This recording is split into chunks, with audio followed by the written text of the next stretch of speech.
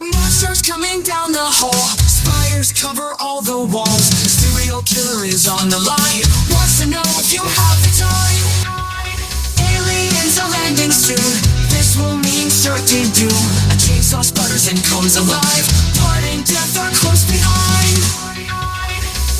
One thing you can be certain of, the zombies just can't get enough. Just one more bite is all they want. The ghosts downstairs are on the hunt. The Shade Chronicles are keeping score, that's what all the writing's for. They record their stories one by one so you don't miss all the fun. Welcome to Season 3 of the Shade Chronicles, a podcast featuring short works of sci-fi and horror fiction. Here are your hosts. Hi, this is Derek Leftridge. Hi, this is Lawrence Trokey, and thank you for spending your time with us. Let's get started with our first story. The Shade Chronicles are keeping score, that's what all the writing's for. They record their stories one by one so you don't miss all the fun.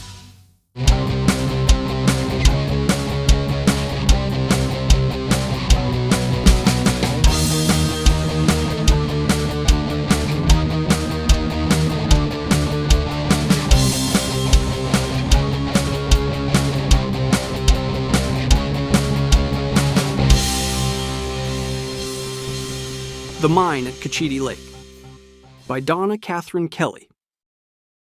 I don't tell Paul about the tape. There's no reason for him to know. He'll either take it from me and play it later himself, or he'll give it to my dad. Either way, I'll never get to hear what it says. So I slip it into the front of my cargo pants, and I don't say a word. It's dark anyway, except for Paul's flashlight, and he's ahead of me by a couple of yards, and he doesn't turn around. I had caught a glimpse of the tape when he had been darting the light against the walls of the mine. He must not have seen it, but I had. I knew right away it was a cassette tape, but I thought, what the fuck would that be doing down here? It's got to have been one of my friends who left it here last Saturday night, since no one else knows about this place. Tommy or Pace or Gonzo must have left it here. Before I had put it in my pocket, I'd flipped it over, and even though it was dark, I could see that there was something scrawled on one side of it in what looked like glow-in-the-dark ink. It was eerie, really, the way the letters jumped out at me. All caps, do not play. And even though it had given me a chill when I had read that and something had told me to just leave it alone, something else had told me to hang on to it, to keep it. So that's what I did. Gonzo's always complaining that his little sister, Juanita, steals his cassettes, and that when he finds them in her bedroom, they're all fucked up and the tape's sticking out in places, and even though he tries to fix them, he says they never play right again. And Juanita's only 11, so it's not like she has any money to go buy him a new tape after she ruins it. He says she destroyed his dock and tooth and nail tape and that he had his mom drive him all the way into Albuquerque a couple of weeks ago to buy a new one, but that the record store in the mall didn't even have it. They were all sold out. The more I think about it, Gonzo has to be one who left this tape here. He'll be glad that I found it and that I'm bringing it back to him. He spends hours making his rock ballad collections. He lent me one last winter that I nearly played to death before I gave it back to him. It had a bunch of great tunes on it, like Rush's Tom Sawyer and Triumph's Magic Power, and a couple of Honeymoon Suite and Keel songs. Well, look at this, Paul says, and he's flashing his light onto a bunch of empty beer cans and a couple of burnt-up roaches. Now, I know what you shitheads were doing in here. Paul is 5 years older than me, and we've got a lot more differences than our ages. My brother's studying criminal justice at University of New Mexico, and he's wanted to be a cop since as far back as I can remember. He's one of these jokers who thinks it's exciting to go on ride-alongs with the cops in his free time. I cannot think of anything that would be less entertaining than being on a shift in a squad car with some cop who gets his kicks out of pulling somebody over for going 7 miles over the speed limit or for having an evergreen air freshener dangling from their rearview mirror. Call me crazy, but that's just not my idea of fun. But you see, my brother's kind of a hypocrite when it comes to all of his law and order bullshit. Even though he always wants to tell me what I can and cannot do, he drinks beer. I know it because I've found empties in the garbage when my dad's been away, and they're cheap beers that my dad would never drink. And since Paul's not 21 yet, he's a lawbreaker, just like me. The only difference between us, as far as that goes, is that I smoke a little weed now and then. I'm pretty sure that Paul has never been stoned. He's just not the kind of guy to relax and enjoy something like that. Whenever I complain about my brother trying to order me around, my dad says to me, "Ben, just humor your brother. You know how he is. He's been like this his whole life." Yes, he has. In my world, my brother is what people call an asshole. A king asshole. Sometimes, though, he can be okay. Like when he plays basketball with me in the driveway for hours at a time, or gives me his extra quarters to use at the arcade, or when he takes me to see rated R movies like Terminator or Body Double. Yeah, he can be a king asshole, alright, but he's the only king asshole brother I've got, and sometimes he can be a pretty good one. And now that he's standing here waiting for an explanation, I don't give him one. I just shrug and say, "You don't know? That's from us. Could be from anybody." And it could be, but it isn't. Those blunts are in the precise spot that Pace and I dropped them after we got finished smoking weed, and the cans of beer are from all of us. Pace, Gonzo, Tommy, and me. We left a lot of empties there. We killed an entire case. My brother shines the light directly in my eyes, and I put my right hand up to stop the glare, back of the palm to him. "Hey, cut that out!" I yell. I should never have told him about this place. Never should have brought him here. In a moment of temporary sibling closeness, I had shared with him that my friends and I had found an abandoned mine shaft not far from Cochiti Lake when we were hiking last month, and that the door had been loose, but that we didn't go very far inside because it was so dark. Telling him that part of the story hadn't been bad, but what I shared next is what got me here with him spotting my eyes with a fucking flashlight. I should have just kept my mouth shut, but instead, I had told him that when Pace got his driver's license last weekend, we had all decided to come back down here and hang out. Paul had seemed impressed by my story, had expressed interest in going to see it with me. I should have known the only reason he really wanted to do so was for this, to be the king asshole, even underground, even in a 19th century gold mine, for fuck's sake. He keeps the light pointing directly at my eyes, and I continue trying to shield them, and he says, "Don't lie to me, Ben. What would Dad say about this?" I almost say, "Don't tell Dad," but I hold back, knowing that to do so would be an admission of guilt. Instead, I say, "Why don't you just go fuck off, Paul?" I turn around and start walking back. I don't get far. My brother has me down on the mine's floor, my face flat on the ground, tasting dirt. I'm trying to swing at him, but he has me hopelessly pinned. I'm not an athlete, and he was an all-conference wrestling champion. He also has about 30 pounds on me. He's practically spitting in my ear. "What did you say, Bunny? What did you say?" He uses his pet name for me, the affectionate appellation of Bunny that he's called me ever since I can remember, his older brother to kid brother love speak. But nonetheless, it doesn't mollify me. I have a mouth full of dirt and I said, "Fuck off, Paul!" He pushes harder against my upper shoulders with his chest, clenching my wrists and pulling my arms to a point that they hurt, kneeing the back of my thighs with his weight, smushing me. Still, I resist. "Hey, you're hurting me!" He snarls. "That's the point. Say you're sorry and I'll let you go." I give in to the pain, even though it kills me to apologize, and I feel a fuck you on my lips right now. I let out a reluctant apology and he releases me immediately. "You hurt my wrist," I say, side-eyeing him, "and my arms." He stares me down. "Bunny, I want you to promise me you won't come back to this place. Ever." This is kind of a surprising vow to request. I thought it would be something along the lines of, "Ditch your little pothead friends," or "Swear to me you'll stop smoking dope." But "promise me you won't come back to some mine shaft an hour away from home" was not what I was expecting. This is an easy ask. I don't have a driver's license. I don't have a car. And I sure as hell don't have any reason to come back to this place anyway. Still, before I commit, I ask him why. He answers forcefully, without hesitating. "Because I said so, that's why." And then, perhaps thinking that parental type of non-explanation is unsatisfactory, he adds, "This place gives me the creeps. There's something not right about this place." "Like you mean it's haunted?" I ask. "No," he says, and he looks concerned.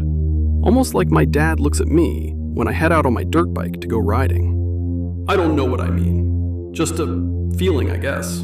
A bad feeling. I just don't want you to come back here, okay?" I nod my head. The cop in him asks the follow-up question. "That's a yes then?"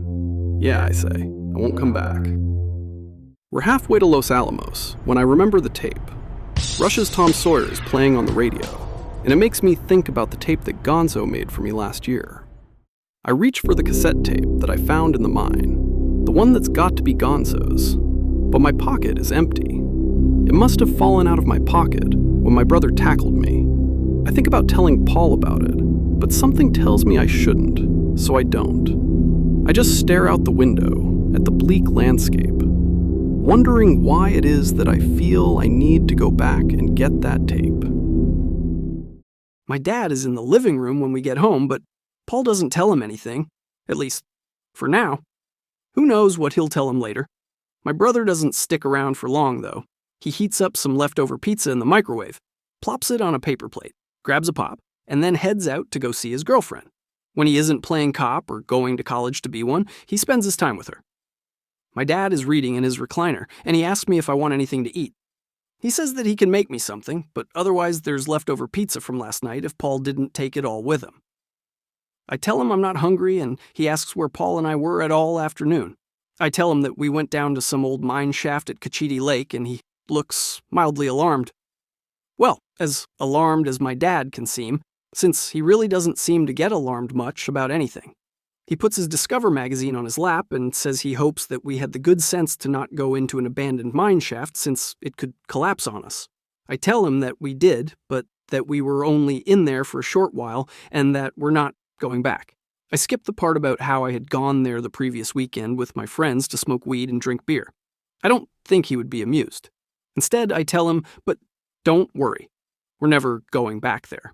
He looks at me longer than he usually does, sighs, and asks if I want to go sit outside with him since it's such a nice evening and the sun is setting. I shrug, say okay, even though what I really want to do is go into my bedroom, shut the door, and blast some foreigner. My dad brings out a pitcher of iced tea and some plastic cups, and the two of us sit in lawn chairs on the concrete rectangular slab we call a patio, and watch the sky turn shades of teal with streaks of fuchsia. Our yard is less than spectacular. It's a typical New Mexico yard. Small, dusty, with some tiles, a porch, a couple of bushes, no trees, no grass. When I go away to college, I want to go to a school in the Midwest, somewhere with lots of green valleys and sky-high trees, a place where the leaves turn gold and red in the autumn. Not this bland and bleak landscape. At least, though, the sunsets are spectacular over New Mexico, and tonight's is particularly beautiful. My dad asks me how school's going, and I can tell he is trying to reach me. I shrug, tell him it's okay, even though it's not. He asks me if I miss playing baseball, and I tell him no, that I'm glad I'm not playing and that I hate Coach Dirk anyway, except I slip up and call him what we all call him, and my dad kind of looks at me like he's wondering whether he should scold me, or just let it slide. He lets it slide. My dad lets a lot of things slide. He's not a demanding prick like a lot of my friends' dads are. He's a good dad, and I know I'm pretty lucky, even though he's quiet most of the time. I'd rather have a quiet dad than some demanding loudmouth asshole dad. Paul says my dad doesn't have a lot to say because he has so much on his mind and that his brain is always on overdrive. My dad is a nuclear physicist at the Los Alamos laboratory. Most of my friends' dads work at the lab too. Gonzo's dad has something to do with the lab's heating and cooling systems, and Pace's and Tommy's dad has something to do with record keeping that is supposedly top secret, but I'm not sure what either of them does exactly. I guess that's not really surprising though, since I have no real clue what my own dad actually does at work each day. Whatever he does, he doesn't talk about it. He's a guy who doesn't talk much about anything. My mom was the talker, but she died when I was 10.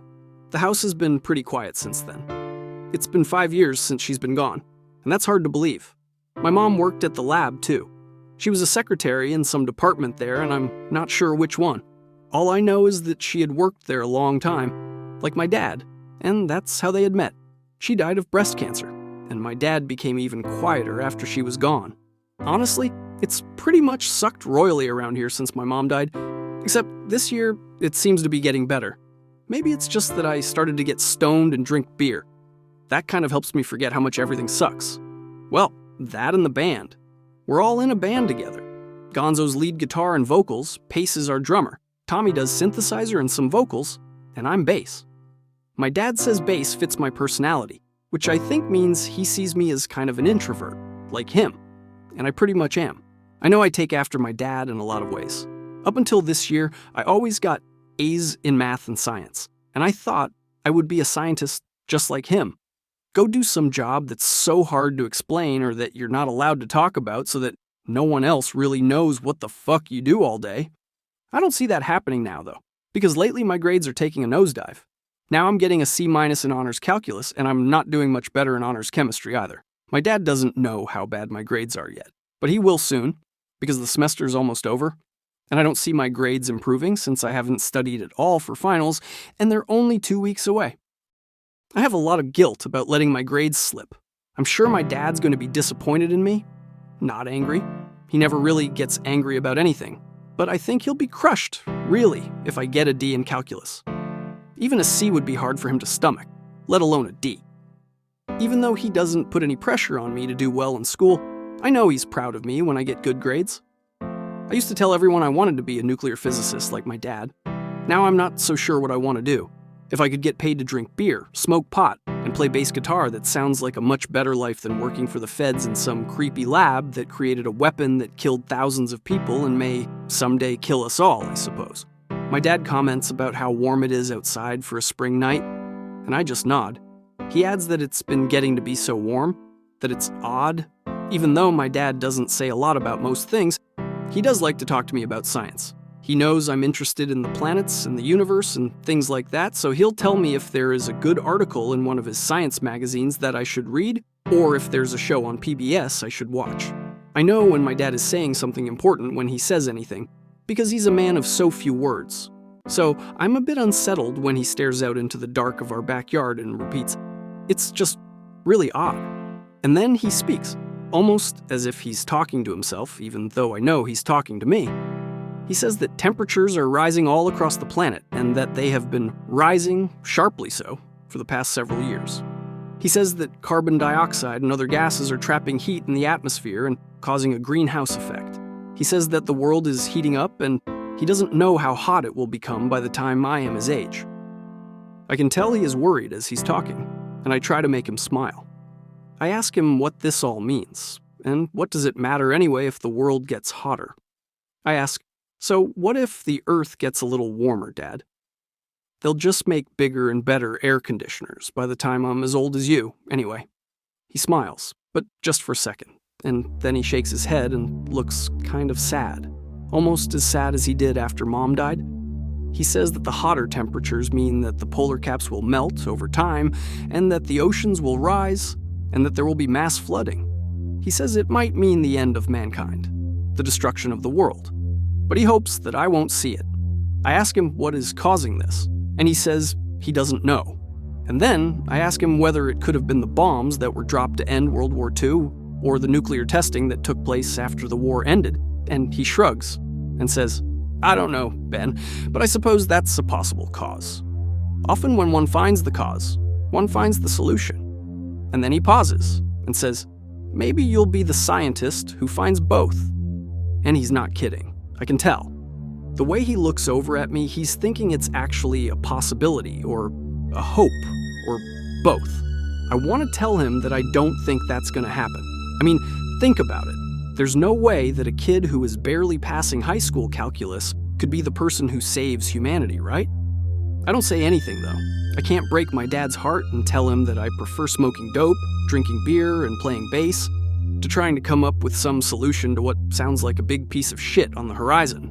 Besides, who wouldn't want to get stoned knowing that they're going to have to live to see the destruction of the planet anyway? Gonzo is the one who sees it first. "Got it!" he calls out, bending down, scooping it up. "This is wild shit, just like you said, Ben. It says, 'Do not play' on the side." He's examining it with his flashlight, squinting, flipping it over on each side. It's weird none of us saw it when we were here partying. "So, it's not yours then?" I asked Gonzo, even though I already know his answer is no. When I had told him about the mysterious tape last week, figuring it was probably his, he had immediately said he didn't know what I was talking about. He had asked me a bunch of questions about it, and it had been clear that he was intrigued and wanted to know what was on the tape. Pace and Tommy weren't as interested. Instead, they were pissed off that I had brought my brother to the mine.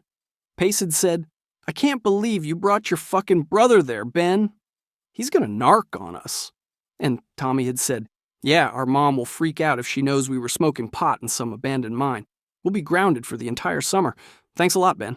Pace had added, yeah, thanks a fucking lot, Ben. Gonzo had not seemed angry or concerned in the least. The only thing he had appeared to be interested in was the tape. It was all he talked about for days, until he convinced Tommy and Pace that we all needed to go back to the mine. I was the only one who had resisted. I kept thinking about what my brother had said and how I had promised him that I would never go back there. Ultimately, though, I finally gave in last night after too much beer and too much dope and agreed that I would go back down to the mine with them in the morning. Gonzo doesn't answer my question. He and the rest of us start heading toward the area where our empties mark our party spot. Pace is carrying a case of beer and Tommy's got a boombox. All of us brought flashlights, so the place is pretty well lit, and our figures cast shadows against the sides of the mine shaft as we trudge along. The spot isn't far away, and when we get there, Tommy puts the boombox on a massive rock, and Gonzo heads over to it with the tape. Hey, wait, I say. Before you put it in, let me look at something. I have a terrible feeling in the pit of my stomach, and my hands are sweating. I keep thinking about Paul's words to me, and I'm scrambling with ideas to try to convince them all to leave. And something's not right with this tape. Something is different than when I saw it before. Gonzo hands me the tape, even though I can see he doesn't want to hand it over. This is strange, I say, holding the tape in my left hand and a flashlight in my right. I can read this print with the light on it. The words are in purple ink. So, Gonzo asks. Well, like I had told you guys before, the ink was glow-in-the-dark when I found it. It was yellowish green, not purple. This isn't glow-in-the-dark ink. So, are you saying it's a different tape? Gonzo asks. No, I'm not saying that, I say. It looks like the same lettering, and you found it just about where I would have dropped it when I tripped. I hadn't told any of them about Paul tackling me. It was too humiliating. And besides, I would have had to have told them that Paul saw our roaches and beer cans. If I had revealed that, then Tommy and Pace would have been even more pissed off at me than they already were. Instead, when I had told them the story about the tape, I had just said that I had tripped on something and that the tape must have fallen out of my pocket when I stumbled.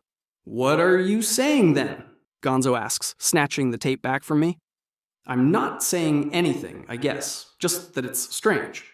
It looks like the same tape, same lettering, but it is not glow-in-the-dark ink like I remembered it being. No one but me seems to be bothered by this, and Gonzo just shrugs and says, let's play this thing. That anxious, awful feeling is still gnawing inside of me, but I don't say anything. I let him put the tape into the boombox, and I am silent. He hits play. Nothing happens. He hits play again. Still nothing. He and Tommy fiddle around with the cassette player, trying to make it work, cussing at it. Pace starts blaming Tommy for not checking to make sure the batteries worked before they left home, and Tommy insists that he had just put new batteries in a couple of days ago. I can't believe I drove all the way out here for nothing, Pace says. He pops open a can of beer, and then hands me one too. Tommy is holding the boombox, shaking it, as if that will make it work. I'm sure that I am the only one who is glad that the tape won't play. Actually, I am more than a little relieved, but not for long.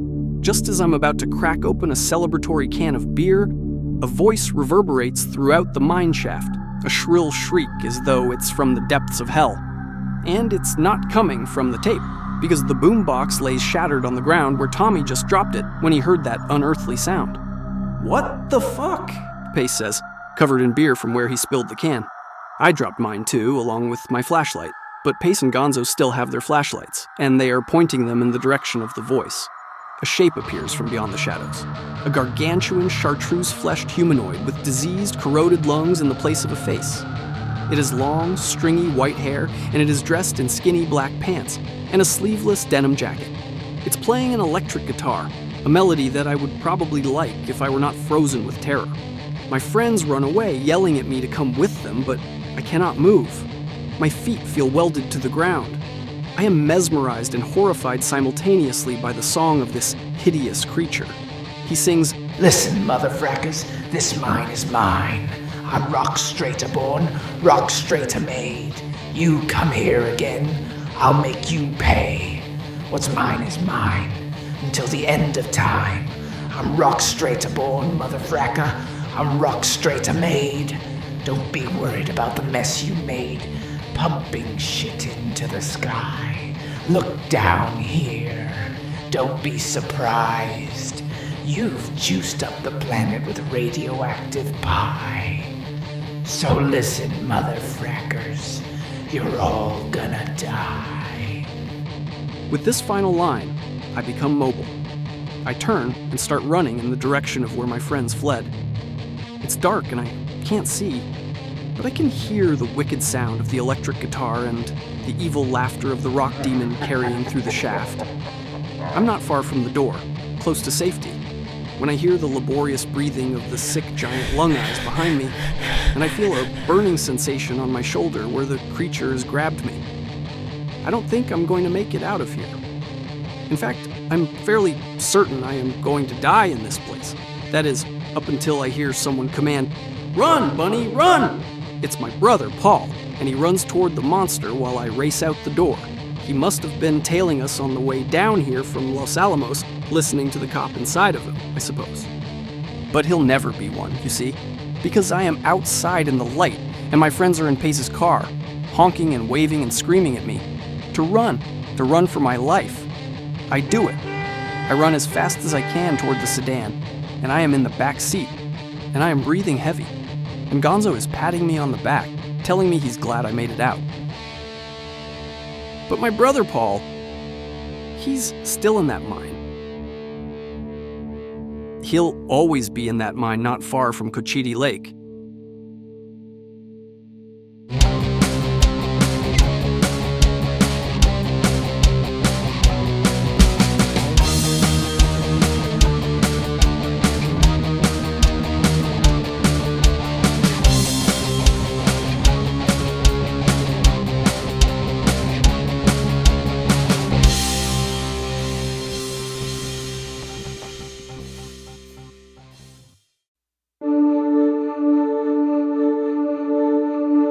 For 2 seasons, the Shade Chronicles podcast has introduced you to a universe of the scary, strange, weird, and fascinating.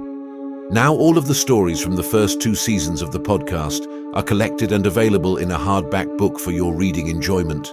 Newly edited and revised, experience the fright and wonder again of the stories from the Shade Chronicles, and join us on an exploration of imagination.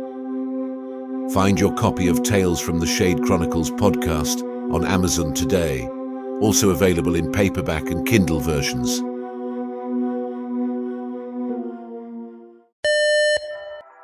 Attention Shade Chronicle podcast listeners. The merchandise store is now open. You can find the merchandise store on the merchandise tab on the Shade Chronicles website, which is at theshadechronicles.com. Find premium t-shirts, hoodies, tank tops, travel mugs, ball caps, and more at the Shade Chronicles podcast merchandise store. We now resume your regular programming.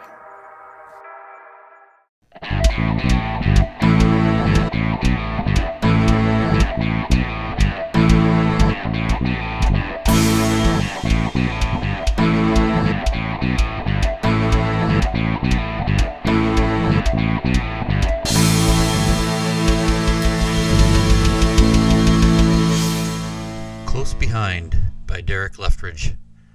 Luke is a 17-year-old with an abnormal interest in automobiles, which he developed early from his father.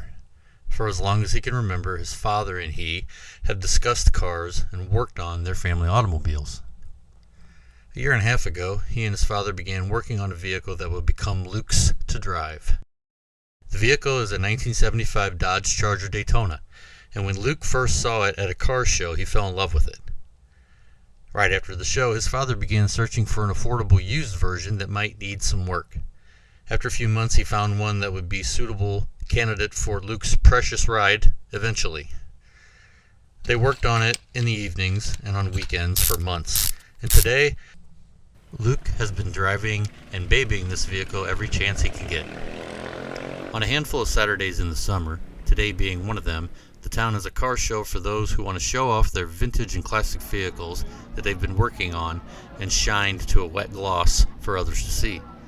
Today's show was a success in that many people from town and neighboring counties came and paid admission to see the vehicles, buy concessions, and purchase items on sale by the car owners. It is evening now and the show is over, and Luke is pulling out of the spot where he parked his precious Dodge Charger to show it off.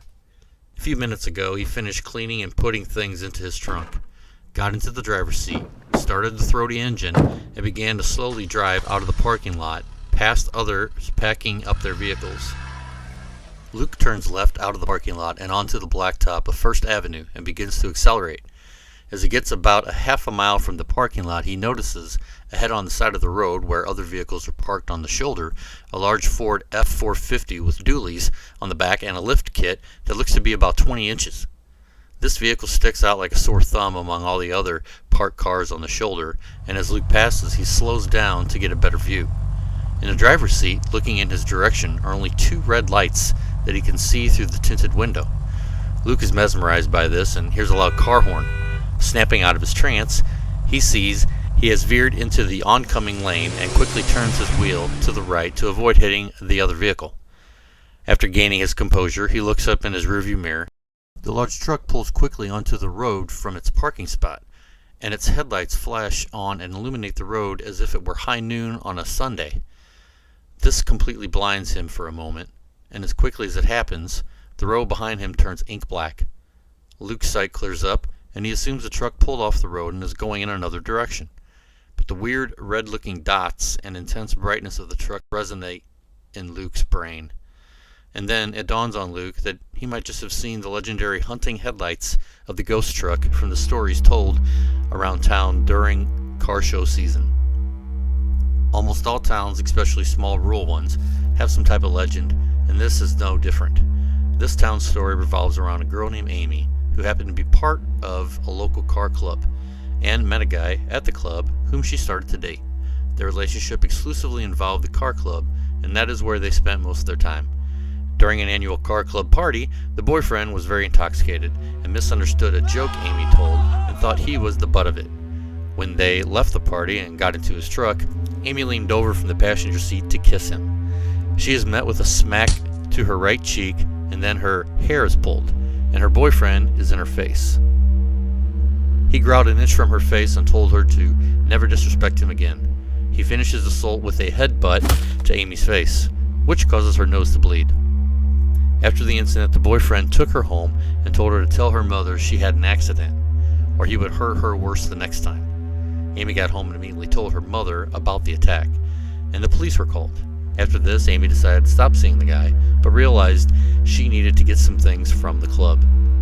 So she had to go there one last time. Her mother took her to get those things, and as they were leaving, a truck rushed up behind them on First Avenue and rammed the back of their car, causing them to run off the road and onto the shoulder. After stopping, the car sped up next to them, and it was the boyfriend. Amy, in a panic, jumps out of the car and runs onto the road screaming. Her mother yells from the car for her to stop, and at that same time, the boyfriend accelerates in Amy's direction, runs her over, and speeds off. The boyfriend was caught by the police and eventually died in an altercation with those same police.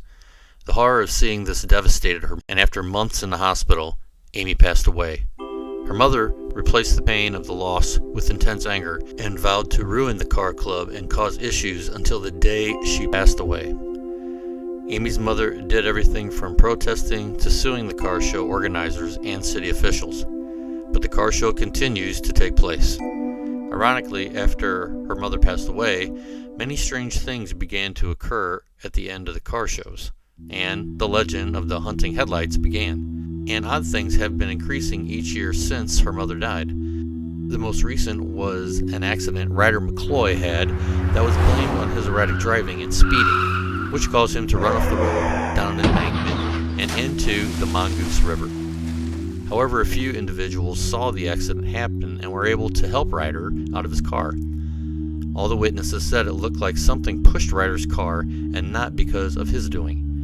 After Ryder recovered from his injuries, he and his family quickly moved 3 counties away.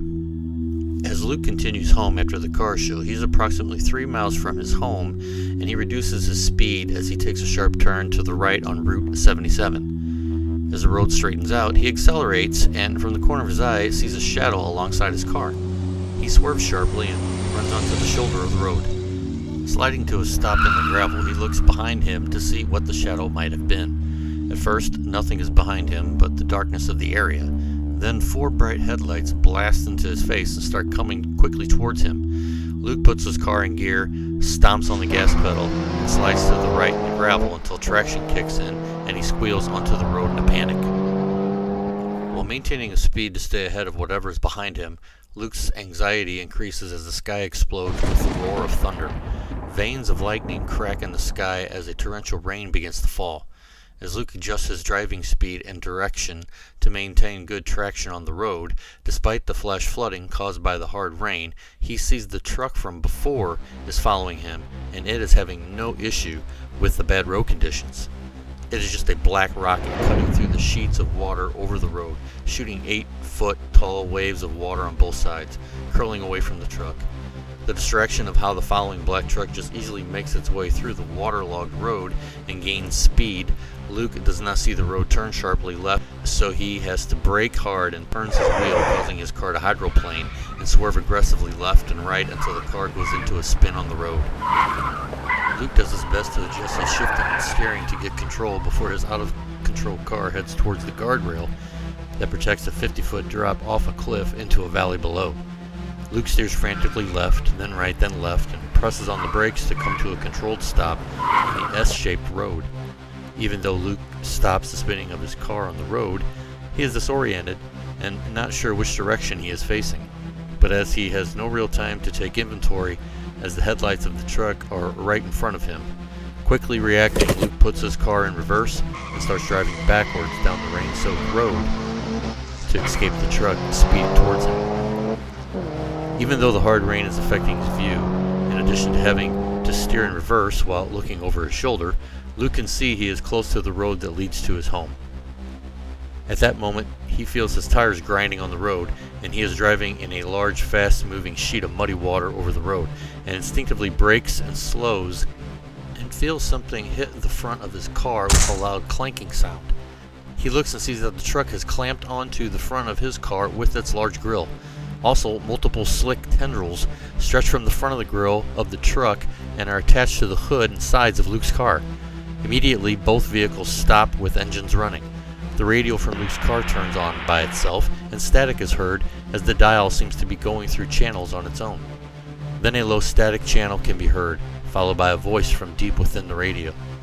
And it says, "You're just like he was, and my daughter deserves better." Luke's car begins to be pushed by the truck backwards through the rain-flooded road with ease. Scared and confused, Luke yells towards the radio of his car, "What is going on? What do you want?" Over the radio, the voice says, "I told you all that I would never rest until I got revenge for my daughter's death. You're a member of the car club and will now be an example of my revenge." Luke cries out, "This is insane. I'm not the one who did anything to your daughter. This is insane." As his words finish, Luke feels his car slide to the left and off the road onto the shoulder and down an embankment into high grass and onto a gravel road with the black truck attached to the front of his car. The truck dislodges from the car and reverses about 10 feet, and the headlights turn off. But the engine begins to rev louder and louder. The static voice explodes out of Luke's car radio and screeches, "Ram him! Ram him!" Luke realizes the back of his car is only feet from a large oak tree. He does not want to leave his precious vehicle, but he has no choice, so he unlocks his driver's door as the truck's headlights blast on again. It stops revving and quickly accelerates towards his car while kicking up dust and dirt. Luke jumps out of the car and rolls onto the ground just in time because the truck rams his car into the tree trunk. And on impact, the car frame buckles and the front and back side windows blow out. Luke gets to his feet and runs to a wooded area as the truck backs up and begins to turn towards the area Luke is running to. Luke enters the woods and looks back to see where the truck is, and quickly from behind is pulled aggressively to his right and behind a dense group of bushes and trees. A hand clamps across his mouth and the face of a young man can be seen. This young man tells him quietly, with a gesture of a finger to his mouth and wide eyes, to be quiet. The truck rumbles by, and they remain as quiet as they can until it is out of sight and sound.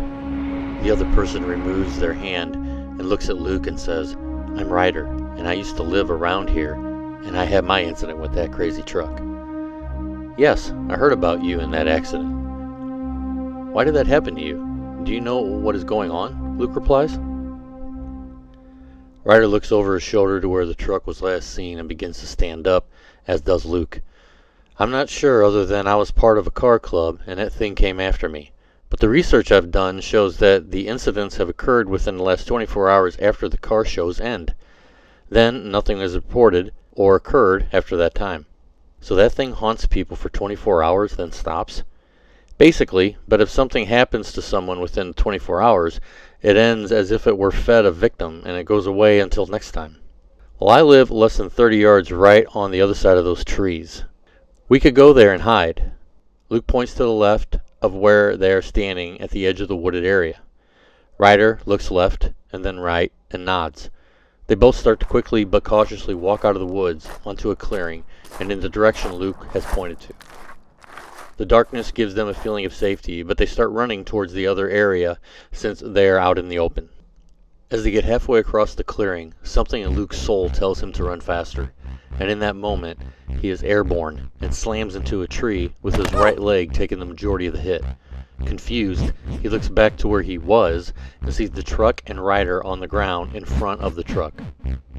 Not knowing if Ryder is alive or dead, Luke tries to stand up, but falls.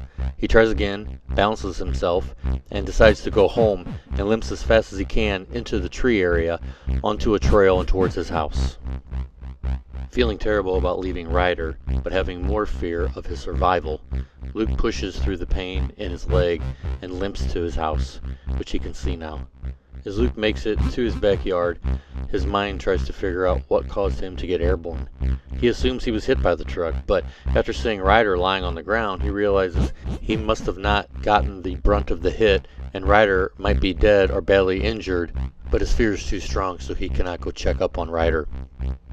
Still in a daze, Luke limps quietly into his house through the back garage door and stops moving because he thinks he hears something following him. He holds his breath and can feel and hear his heartbeat in his head, then swallows hard and starts taking in slow breaths. Luke cautiously walks to the front window of the garage door to get a better look at the driveway and street in front of the house. He doesn't see any lights coming from a demonic truck or hear any engine roar that sounds like it is deep in the bowels of hell. Taking a moment to breathe again, Luke closes his eyes and holds back a cry that's been building up for some time.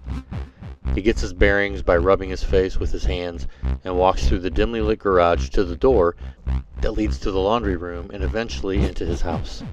Once in the house, he goes through the kitchen, family room, and up the stairs to the security of his bedroom.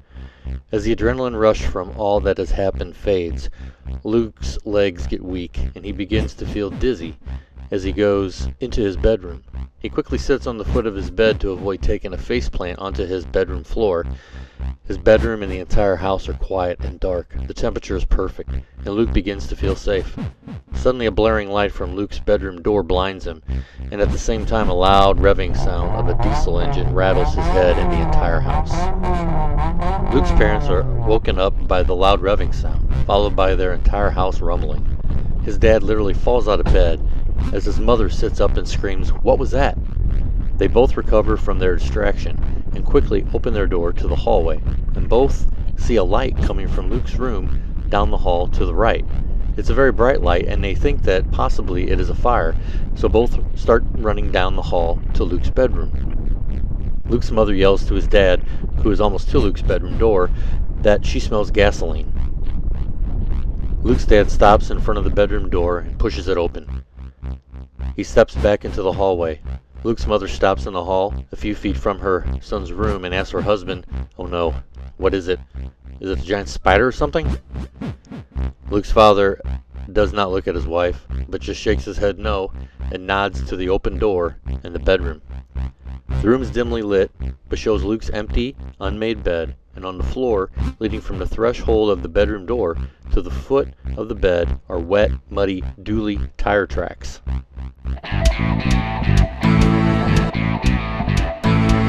So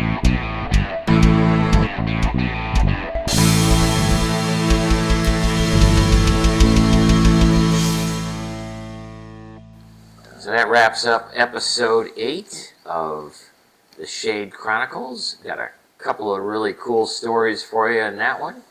We start off with The Mine at Cochiti Lake by Donna Kelly. And before Derek and I get into our commentary, just going to take a second here to hear a little bit from Donna about who she is and why she was inspired to write this story. Hi, my name is Donna Catherine Kelly, and I'm from Cary, Illinois. I am a playwright, a poet, and a novelist. I am the author of the Cheney Manning series, a collection of suspense novels featuring a public defender turned amateur sleuth who investigates homicide cases in northern Illinois. I am also the author of The Descent, a Halloween novel, which is a paranormal thriller. The Descent, a Halloween novel, was selected as a semifinalist in the 2023 soon-to-be famous Illinois Author Project Manuscript Contest. I am also the author of The Lion at the Falls, which is a supernatural thriller that takes place in Sioux Falls, South Dakota. That particular manuscript was selected as a finalist in the 2024 Killer Nashville Claymore Award competition. I had visited Los Alamos, New Mexico about 8 years ago, and I found that the town had a very unique and eerie vibe to it, almost a Twilight Zone aura about it. And at the time I thought this would be the perfect setting for either a sci-fi or a horror novel or short story. So that visit to Los Alamos lingered with me over the years, and it served as the inspiration for what became the mine at Cochiti Lake. And historically, Los Alamos is the town where the atomic bomb was designed and produced during World War II. And I wanted to tie that theme into the short story and leave readers with the lingering question of whether there is any link between the ongoing climate change that we are experiencing and the atomic bombings of Hiroshima and Nagasaki that ended World War II. Okay, thanks, Donna. Appreciate the insight there. So, Derek, The Mine at Cochiti Lake brings back a lot of memories in terms of the time that this thing seems to be set in with, you know, the music and kind of the attitudes of the young people and all that kind of stuff. So what do you think? I think Donna did a great job. I really like, first I like to hear a story about a cassette tape. Yeah, you haven't heard one of those in a while. I haven't heard it in a while, yeah. I haven't heard a story about one or had heard one in a while. Right, right. No, it was really good. It was a simple, no offense, a simple story, a great tale about the whole thing.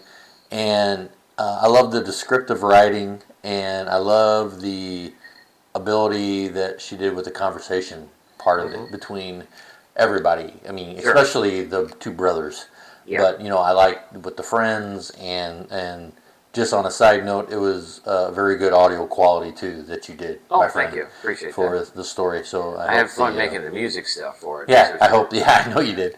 I hope the writer enjoys that, too. It gave me a feeling that this is like a sequel or a story to a continuation to The Devil Went Down to Georgia. Oh. In a sense. Okay. Because we have this rock and roll demon in the tunnel or the mine. Right. And, you know, it just sounded really, it just sounded really good in that sense. It kind of brought me into it. Okay, fair enough.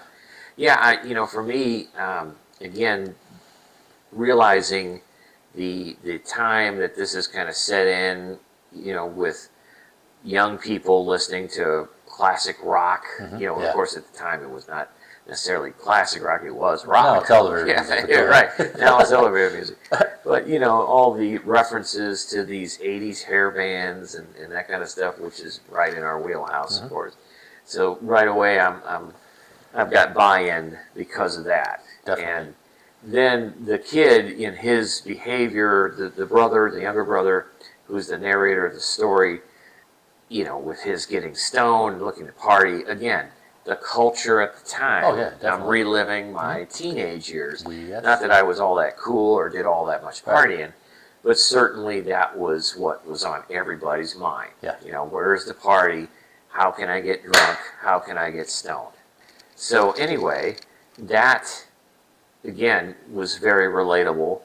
And then you throw in this mysterious mine where they go to party, and that there's something kind of creepy going on. The older brother being the protective one, being the one who's being authoritative towards his younger brother, and telling him not to go there. I could relate to that, even though I'm the older brother in my family situation. But we've seen plenty of that kind of stuff play out, especially in the movies that we watched about the time that we were so crazy about. One of the things I think of is Weird Science. Yeah. You just said that. And the thing is with me, that brother, I guess he was sort of protective, but he was more into his own thing. He was also a dick. Exactly. This guy was kind of a dick, but he was, as we know at the end, he was the protector. He's the one who sacrificed of his little brother. Himself, of his little brother that he, was trying to help raise, and bully and stuff like that. But it was really a great kind of relationship between both of them in the sense that at the very end he comes in, and that's what kind of hooked me. Right.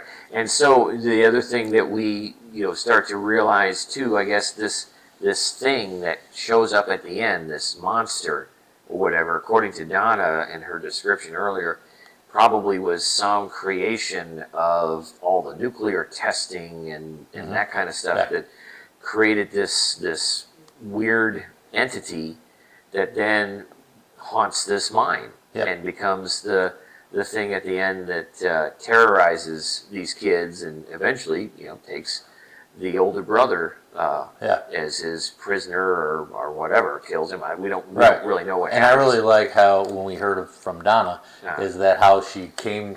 That's what I always like about myself when I write stuff, and we've talked about your influences and stuff like that. What influences a story? It could be just something you see. It could be a whole thing that you learned. It could be a whole documentary, whatever like that. She went to a place, she got motivated, she did what she did in the sense of the story, and that's what really makes it a lot more interesting for me. Yeah, I think she really kind of captured the sense of the area in terms of giving us enough detail to feel like this is a very geographic specific thing that's going on. So anyway, thanks again, Donna, for supplying us with that story and allowing us to use it on the podcast. We had a great time producing it, and we hope you enjoyed it, and hope the rest of you listening enjoyed it as well. So now we switch to Close Behind. I was about to say Don't Look Back. I'm thinking of the artwork that you did for it and all that, but it's Close Behind. And so give us a little sense of what inspired you to write that story. My biggest thing was the end of it was something that I just had always in my mind, of this kind of thing, the reveal of what it is in the bedroom and things like that. But leading up to it, when I started flushing it out and everything like that, the main part was Stephen King's Christine.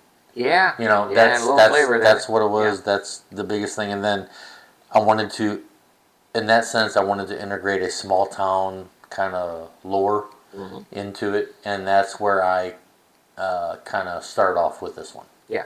So the gist of what starts this whole thing is that this girl is murdered, and that her mother is avenging, I guess, the situation, avenging her daughter through taking out her vengeance on this car club or car club enthusiast in general, that kind of thing.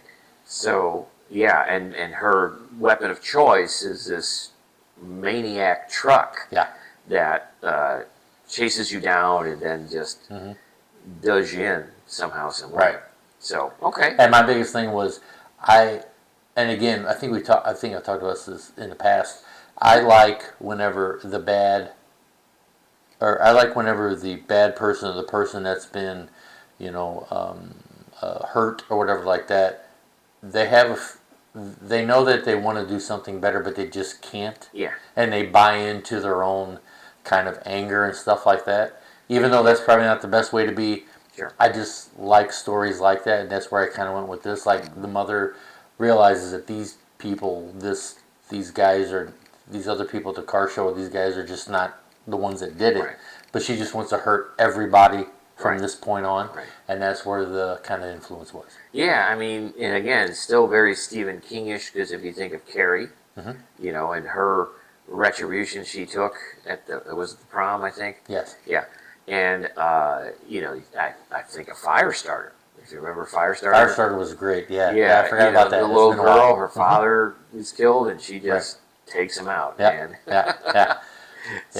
So yeah, you could definitely see the influences there, and put together a nice little story for us for this episode. And I think I want to tell you one thing, though, that at the end of it, when the mother was in the hallway and she looks in the bedroom and she said, "What, is it a big spider?" That was making fun of Stephen King. Yeah, but it. Yeah. That was for you. I appreciate that. I didn't make that connection until right now, but now I enjoy it tremendously. So, all right, well, so that's going to wrap up episode 8 of season 3 of the Shade Chronicles. We'll now turn it over to a sneak peek of episode 9. Next time on The Shade Chronicles. Thomas did not look up for the pale omen as he crossed the yard, though he had followed it to this spot many times in the last 3 decades, but kept both eyes on the shed's door until he stepped inside. Once the door was closed and locked behind him, he flicked a switch. Fluorescent lights stammered to life. Past his workbenches and lathe was the shed's empty corner. It was still dark, its spotlight taking longer to warm up, but it blinked on as he approached. The skeleton lay sprawled on a patch of grass. It was the human skeleton of an adult male, immaculately preserved, its long bones picked clean by wildlife, and the first green edges of moss forming between the joints. The 2-meter square section of grass, which had been spared the application of concrete for the shed's foundation, was healthy and never required trimming. "What is it?" Thomas whispered. "Where?" He fetched his flashlight from the tool shelf and clicked it on, peering at the remains. It was not immediately clear how death had occurred, as there were no obvious fractures or abrasions. Worst of all, the right hand was empty. As though he refused to believe his eyes without assistance, Thomas took his glasses from the pocket of his dressing gown and put them on. The skeleton's right hand remained empty. He grunted in frustration and straightened, sparing it a final glance as he turned to leave. This could not mean anything good. So, are they confined safely? The head of the British government's newly formed Alien Threat Department, John Milford, asked the army sergeant stationed at the open door. "Yes, sir." "You can now speak to them without worry," the sergeant replied, and then moved aside to let John out of the door. "Maybe without worry, but without fear?" John shrugged. This was now his job, and he had to deal with it. Waiting for the lift down to the hastily built, secure area, John pondered his new job. 5 days ago, he was an assistant to an MI6 liaison officer. Then the ship was discovered. Hidden in a remote Scottish valley, it was discovered by 5 SAS men on a training mission. At first, not believing what they'd found, they contacted their officers, who at first treated it as a joke. They had soon found that it wasn't. A raid was quickly organized, and 10 SAS men supported by Marines had quickly secured the ship, and unbelievably, captured 5 aliens. John then found himself in the highly dubious position of ambassador to these new visitors. Ambassador, because no one really knew what to do with them. Were they invaders or just observers? This was the job John had been handed: find out why they were here. He didn't understand why he had been chosen at first. Then it dawned on him. He was unmarried, no immediate family, intelligent, but the main reason, of course, he was basically expendable. Thanks again for listening to the Shade Chronicles. For comments or inquiries, you can contact us at shadechron@gmail.com. That's SHADECHRON@gmail.com. Visit us on Facebook, Twitter, and Instagram. You can also get more information at theshadechronicles.com. The Shade Chronicles Podcast is the creative property of Derek Leftridge and Lawrence Trokey. Any attempt to replay for broadcast or distribution portions of any episode of the Shade Chronicles without the prior written consent from the creators and/or significant compensation is strictly prohibited. Shame on you for even thinking about it in the first place. Thanks again for listening. Tune in next time for another episode of the Shade Chronicles.